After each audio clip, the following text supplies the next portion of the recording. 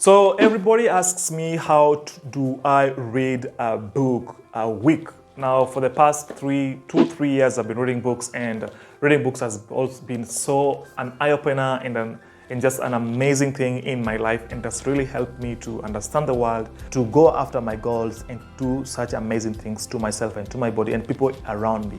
So in these videos I want to share with you how can you read a book, how to read a book. Now it's not just about flipping a page and then starting to read, or just starting from the first page, going through each and every page, struggling through each and every sentence and every word for every minute to the end of the page. That is not how you read books. At least that is not how you read self-help books like this, The Effective Executive by Peter Drucker.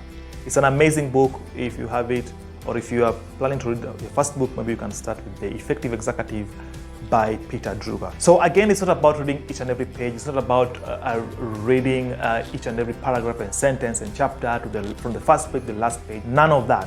It's about getting information. Every book has some idea. Mostly it's always one, but it can be 2 or 3 main ideas from each and every book that you will read. So I just want to show you and give you a good way on how to get some of the best ideas, some of the main ideas from each and every book.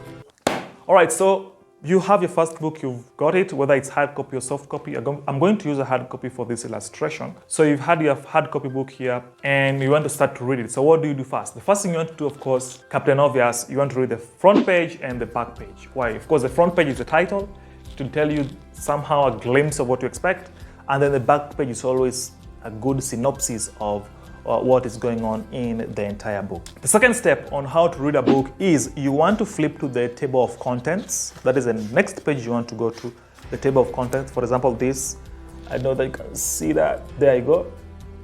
So you go to the table of contents, and then you want to go through the entire table of contents. Now, some authors does a great book, and even they describe for you what is going on in each chapter.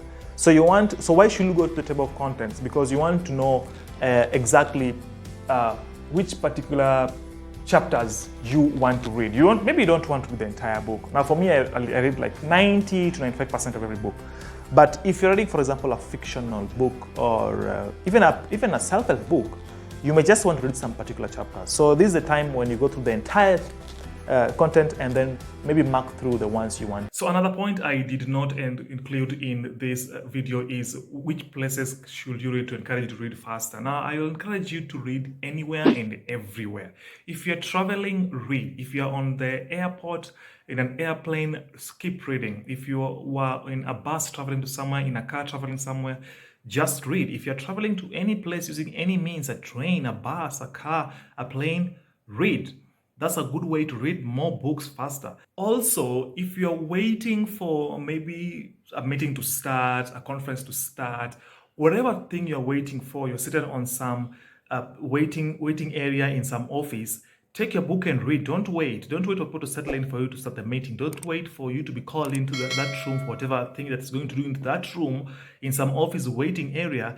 Just keep reading. Read, open your book, open your phone. If you like reading through on your smartphone, if you have a Kindle, take it out and start reading whatever you're waiting. If you're waiting on a line, say in a bank to pay some bill, you're waiting at the ATM on some line, just read. And then the last point also before we get on and continue with the main video is also you can use audiobooks to read or to get read through more books. Audiobooks are a good way to read. If you're somebody who enjoys reading listening to audiobooks, then use audiobooks while you're at the gym, while you're cooking, while you're doing something that doesn't take a lot of your mental space, your mental energy, then listen to audiobooks using your headphones or wherever, earphones, use it to read. Again, and then the last tip on this, please also don't forget to read while you are on the washroom. If you're seated there on the toilet seat, you can enjoy reading a book as you enjoy taking a dump. So read everywhere, read at all places. It will help you read very fast. Don't wait, just keep reading. It's a good way to get more books read in a year, in a month, in a week, in a day. So let's get back to the main video. The next two is skimming and scanning. Skimming and scanning is simply going through each and every page, not all the pages, you can skip pages.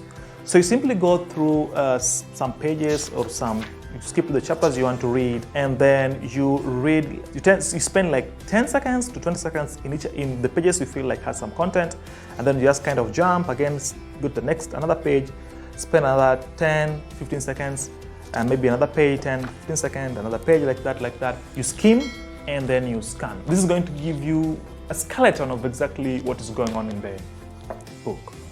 Now at this point, you already know so much about what's going in the book. Remember, you've read the front page, the back page, you've read the table of contents, you've skimmed and scanned the entire book. Now you can settle down and start to read the book from page 1 or from whatever chapter you want to start reading it from, because now you understand exactly what is going on. So it's like you're reading it now for the second time. This is going to help you even to understand better and to remember the things you want to remember from this book, and even get the main ideas you want to get from the book. So this is the point where now you speed read, because now you know what's going on, so you speed read through the pages of the chapters you want to read. Number 6, it's not directly attached to reading the book, but any book you have, you must have an intent and the reason as to why you want to read a book. You can't just get a book from a bookshelf or from a bookstore and then start to read. Like, what is the intention as to why you want to read a particular book? I'm reading this book, The Effective Executive by Peter F. Drucker. It's about the definitive guide to getting the right things done. So that is what I want to get. I want to know, how can I get the right things done in myself, in my business, and in my career? That's what's important to me. So you must have a huge, strong intent on why you want to read a particular book. 7, and this one applies to almost everything that we do, is you want to remove distractions. Now, Captain Obvious again, our number 1 distraction is our smartphones right now and our televisions. So when you want to read, if you want to concentrate on a book, especially if you want to read a self-help book, because non-fiction books are very rich in content, you really want to remove any distraction that can make you or can stop you not to read that book or not comprehend what is going on in that book. So remove all distraction. Your phones, laptops, whatever, it's in your table. Make sure your table is empty and ready for you and the book. And number 8, you want to try and visualize what you expect from the book. Visualization is a good concept. Once you stop reading or in the process of reading, if you get through some point or some idea that has struck you, you need to visualize and think about it, maybe kind of meditate on that point. And this way, it is going to help you to enjoy the book and even get the most from that book. And then number 9 is read before you sleep and when struggling to sleep. Now, this is a good way to read many books in a week, in a month. More often than not, we really struggle with sleep sometimes, like me.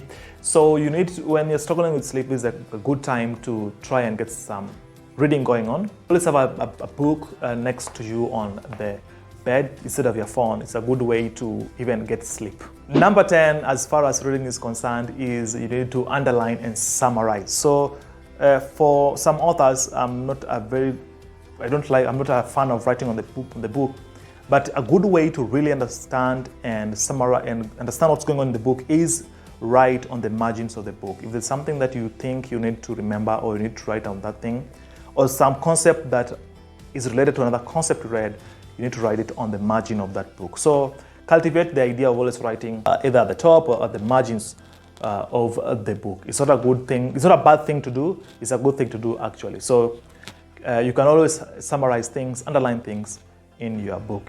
That is only if the book is yours. If the book is not yours, then you might not consider writing on that particular book. There you have it. Those are some of the 10 ideas on how to read fast and understand and get the most from every book you read. Is there a reading step or a reading idea that I've left that can help people to read better? Please, I'd like to know, and my viewers and listeners would like to know. Drop it on the comment section on any idea that can help somebody read more books and understand.